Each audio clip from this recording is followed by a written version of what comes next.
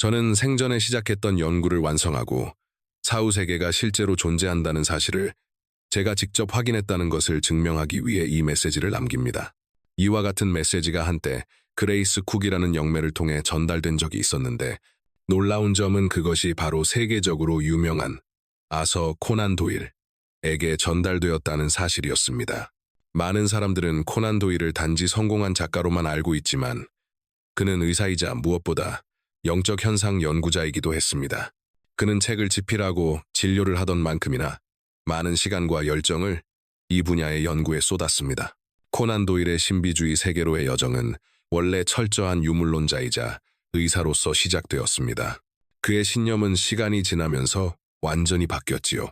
많은 의사들과 마찬가지로 그는 인간의 생명이 유한하다는 수많은 비유들을 들어 믿었습니다. 그는 종종 이렇게 말하곤 했습니다. 꺼진 촛불의 빛이 영원히 사라지듯 우리의 연약한 자아도 육체의 죽음과 함께 사라진다. 그는 망자와의 교신 이야기를 들을 때마다 제정신인 사람이 어떻게 그런 걸 믿을 수 있을까 하며 놀라곤 했습니다. 영혼의 존재나 교신에 관한 대화는 그에게 있어 가장 어리석은 일로 여겨졌습니다. 그럼에도 불구하고 과학적인 사고방식을 가진 그는 설명되지 않는 현상들에 대해 호기심을 갖고 있었습니다. 어느 날 그의 환자 중 한 명이 영매와 함께하는 교령회에 초대하자 그는 참석하기로 합니다. 코난 도일은 그때의 일을 이렇게 기록했습니다. 지난주 나는 노년의 신사 한 분이 주최한 교령회에 초대받았다. 그는 뛰어난 영매로 알려져 있었다. 며칠 동안 나는 리헌트의 신간을 살지 말지 고민하고 있었다. 세션이 시작되자 영매는 연필을 들고 급히 몇 줄을 쓰더니 각자에게 전해주었다. 내게 전달된 쪽지에는 이렇게 적혀 있었다. 그에게 전해주시오. 리헌트의 책은 읽지 말라고.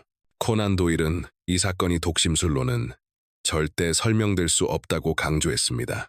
왜냐하면 그는 그날 하루 종일 리헌트에 대해 단 한 번도 생각하지 않았기 때문이었습니다. 그날 교령회에 참석한 다른 사람들에게 전해진 메시지들도 각자의 개인적인 문제와 관련된 내용이었으며 놀라울 정도로 정확했습니다. 이후 코난 도일은 여러 차례의 영적 교령회에 참석했고 결국 그는 이렇게 결론지었습니다. 이러한 교령회는 위험하고 많은 시간을 필요로 하지만 사후 세계의 존재에 대한 확신을 주며 사람들을 더 고귀한 존재로 변화시키는 계기가 된다는 것이었습니다. 하지만 그의 견해는 아들 에이드리언과 관련된 한 사건 이후 완전히 바뀌게 됩니다. 코난 도일은 그 일을 이렇게 회상했습니다. 내 아들 에이드리언은 심한 폐렴에 걸려 혼수 상태에 빠졌습니다. 숨소리는 약했고 의식은 흐릿했으며 우리가 말을 걸어도 아무런 반응이 없었습니다. 아내와 나는 그의 곁을 떠나지 않고 기적이 일어나기를 간절히 기도했습니다. 특히 아내에게는 견디기 힘든 시간이었습니다. 그녀는 밤낮 없이 병상 곁을 지키며 아들의 손을 잡고 체온을 재고 호흡의 미세한 변화까지도 놓치지 않았습니다. 어느 날 아내는 잠깐 수건을 새로 가져오기 위해 방을 비웠습니다. 단 몇 분 사이였죠. 그런데 그 순간 예상치 못한 일이 벌어졌습니다. 큰아들 데니스가 의자에서 내려오다 장난감 양철 병정을 밟아버린 것입니다. 병정들은 둔탁한 소리를 내며 사방으로 흩어졌고 놀란 데니스는 급히 그것들을 주워 담기 시작했습니다. 잠시 후 아내가 방으로 돌아왔을 때 혼수 상태였던 에이드리언이 갑자기 눈을 떴습니다. 그 순간은 번개처럼 짧았고 오랜 침묵 끝에 그는 이렇게 말했습니다. 데니스가 내 병정들을 부수고 있어요. 그 말은 너무도 분명했습니다. 마치 그가 직접 그 장면을 눈으로 본 것처럼 생생했지요. 하지만 그게 어떻게 가능했을까요? 그는 의식이 거의 없는 상태였고 다른 방에 누워 있었는데 말입니다. 게다가 아들이 병이 시작된 이후로 장난감 병정에 대해 한 번도 언급한 적이 없었습니다. 상태가 잠시 좋아졌던 순간에도 그 장난감에 대해선 전혀 이야기하지 않았습니다. 저는 이 일을 설명할 다른 방법을 찾을 수 없습니다. 그때 아들의 영혼이 육체를 벗어나 외부에서 그 장면을 바라보았던 것으로밖에 생각되지 않았습니다.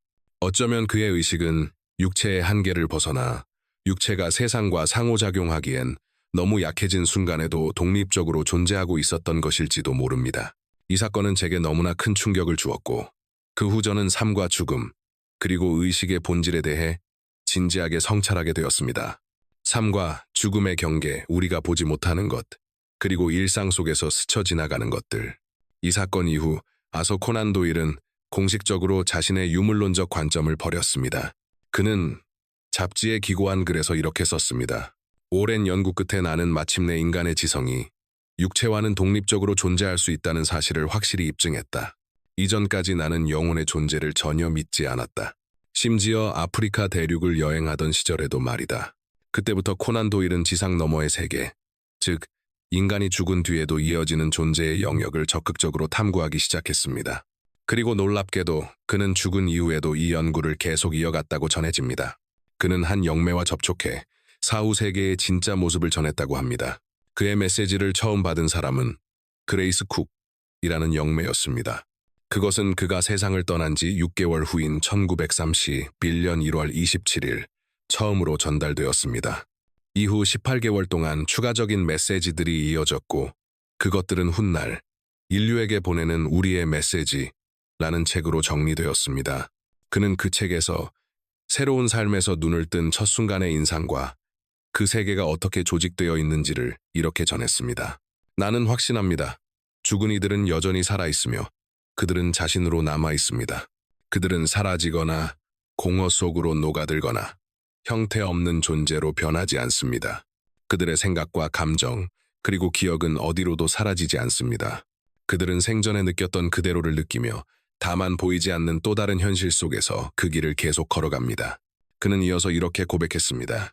지상에서 사람들과 함께 살아있을 때 나는 이런 확신을 할 수 없었습니다. 그때의 사후 세계에 대한 내 지식은 오직 믿음, 추측, 혹은 잠시 그 세계를 엿보았다고 주장한 이들의 이야기에 근거한 이론적 상상이었을 뿐입니다. 나는 믿었고 추측했고 희망했지만 완전히 확신하지는 못했습니다. 그러나 이제 이쪽 세계에서 나는 직접 목격한 증인으로서 말할 수 있습니다. 내가 처한 상황은 단지 믿는 수준이 아니라 확실히 안다는 확신을 주었습니다. 죽음이란 단지 하나의 전이일 뿐입니다. 인간은 본질을 잃지 않습니다. 그들은 여전히 자신으로 남으며 생각과 감정, 습관, 그리고 애착을 그대로 간직합니다. 생전에 우리에게는 숨겨져 있던 이 진실이 지금 나에게는 진정한 평온과 안도감을 줍니다. 아무도 자취 없이 사라지지 않습니다. 우리는 죽은 뒤에도 여전히 살아가고 배우며 성장하고 진리를 탐구합니다. 다만 이제는 살아있을 때는 결코 알 수 없었던 새로운 지평이 눈앞에 펼쳐질 뿐입니다. 생전에 나는 영적 세계에 대해 많은 것을 배웠기에 그곳은 분명 단순하고 평화로운 곳일 것이라 생각했습니다. 다른 차원으로의 전이는 오직 기쁨과 자유, 그리고 믿기 어려울 만큼 놀라운 가능성들만을 가져올 것이라고 믿었죠. 내 머릿속에는 빛과 평화, 그리고 영원한 지혜가 가득한 세계가 그려져 있었습니다. 그곳에서 나는 우주 속을 가볍게 떠다니며 모든 사물의 본질을 즉시 이해하고 더 높은 존재들과 대화를 나누며 그들로부터 지혜와 인도를 받으리라 상상했습니다. 그러나 죽음 이후의 현실은 내가 상상했던 것과는 매우 달랐습니다. 가장 먼저 깨달아야 했던 것은 죽음의 순간이 그렇게 뚜렷하고 극적인 전환이 아니라는 것이었습니다. 사람은 자신이 더 이상 육체와 연결되어 있지 않다는 사실을 즉시 알아차리지 못합니다. 의식은 한동안 여전히 지상의 세계에 붙잡혀 있는 상태로 남아있기 때문에 처음에는 아무 변화도 없는 듯한 착각이 생깁니다. 당신은 여전히 주변 환경과 상호작용할 수 있고 가족과 사랑하는 사람들을 보고 그들의 목소리를 듣고 그들의 감정을 느낍니다. 그들에게 말을 걸고 손을 뻗어 닿으려 하며 자신의 존재를 알리려 애쓰지요. 그러나 곧 충격적인 깨달음이 찾아옵니다. 당신의 말은 그들에게 닿지 않고 손짓은 보이지 않으며 당신의 존재를 알리려는 시도는 오히려 민감한 사람들에게 설명할 수 없는 불안감만 남깁니다. 당신은 생전에 가장 소중했던 사람들에게 닿기 위해 온 힘을 다하지만 그들은 마치 당신이 이 세상에 존재하지 않는 사람인 듯 아무 일 없다는 듯 일상을 이어갑니다. 이 고통스러운 깨달음은 즉시 찾아오지 않습니다. 그러나 시간이 지날수록 점점 더 분명해집니다.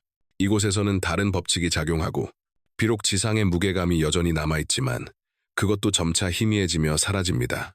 그리고 마침내 당신은 새롭고 미지의 현실 속에 홀로 남게 됩니다.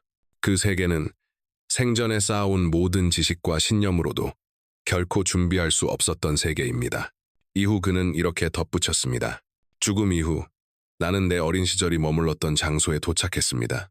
그곳은 내 기억 속의 고향이었고 내 감정이 가장 깊이 남아있던 곳이었습니다.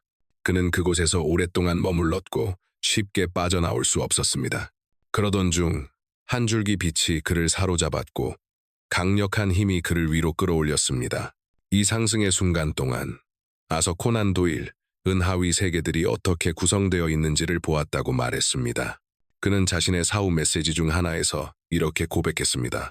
내가 상상했던 사후 세계는 실제보다 지나치게 아름답게 꾸며져 있었다.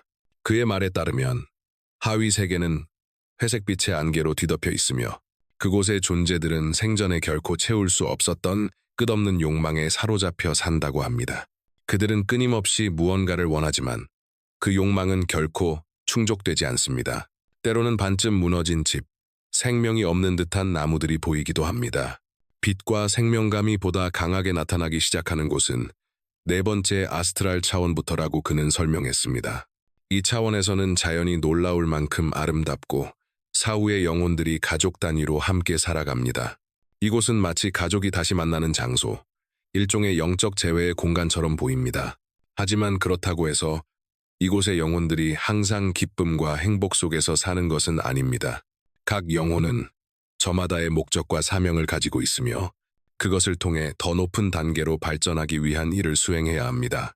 그는 삶과 사후의 세계가 총 12단계로 구성되어 있다고 말했습니다. 즉, 6개의 아스트랄 세계와 6개의 영적 세계로 나뉘어 있다는 것입니다. 6번째 아스트랄 세계는 7번째 세계와 연결되어 있는데 이 7번째 세계는 너무나 지상의 현실과 밀접하게 얽혀 있어 다른 차원이라기보다 지상계의 연장선으로 볼 수 있다고 했습니다. 아스트랄 세계의 존재들은 겉모습만 보면 인간과 거의 구별되지 않지만 상위 영역의 존재들이 가진 놀라운 능력은 갖고 있지 않습니다. 예를 들어 더 높은 차원에 도달한 존재들은 미래를 볼 수 있는 능력을 지닌다고 합니다. 그들은 인류의 미래에 다가올 커다란 격변을 예고했습니다. 그들의 경고에 따르면 인류는 국제적 광기의 시대에 들어서게 되며 그 속에서 갈등, 불안정, 혼란이 수많은 나라를 뒤흔들 것이라고 합니다. 전쟁, 위기, 자원 쟁탈, 이 모든 것은 결국 인류 사회가 새로운 형태로 변모하기 위한 전이 과정의 일부가 될 것입니다. 이 과정에는 사회적 혼란뿐 아니라 자연재해도 함께 일어날 것이라고 했습니다. 그는 이렇게 덧붙였습니다. 오랫동안 바닷속에 잠들어 있던 거대한 대륙이 다시 지상으로 떠오를지도 모른다. 그것은 오래전 존재했던 고대의 땅일 수도 있으며 다시 세상의 일부로 돌아오게 될 것이다. 그러나 이 새로운 대륙의 등장은 반드시 대가를 빤한다고 그는 경고했습니다. 다른 지역의 대지는 가라앉을 것이며 이 변화들은 기후를 극적으로 바꾸고 지형을 변형시키며 지금 우리가 알고 있는 대륙의 경계를 재편하게 될 것이라고 했습니다. 이 예언들은 우리에게 한 가지 중요한 사실을 일깨워줍니다. 지구는 끊임없이 움직이며 변화하고 있다는 것입니다. 사람들은 일상 속에서 이러한 변화를 거의 인식하지 못하지만 그 변화는 피할 수 없는 자연의 법칙입니다. 어쩌면 다가올 변화에 대한 자각과 인식이 인류로 하여금 더 큰 영적 힘과의 연결을 강화하고 다가올 시련을 지혜와 품위로 맞이할 수 있는 준비를 하게 도와줄지도 모릅니다. 코난 도일은 사후의 세계에서 전해온 메시지 속에서 인간의 운명과 자유의지에 관한 깊은 진리를 함께 이야기했습니다. 그는 이렇게 말했습니다. 이 세상에 우연히 태어나는 사람은 아무도 없다. 모든 사람은 저마다 특정한 사명을 가지고 태어나며 그 사명을 따라 자신의 길을 걷고 그 속에서 소중한 경험을 쌓고 중요한 교훈을 배워야 한다는 것입니다. 그에 따르면 각 개인의 운명은 어느 정도 예정되어 있으며 그 안에는 영적으로 성장하기 위해 반드시 겪어야 하는 핵심적인 경험과 만남, 그리고 사건들이 포함되어 있다고 했습니다. 하지만 동시에 자유의지가 주어져 있다고 그는 강조했습니다.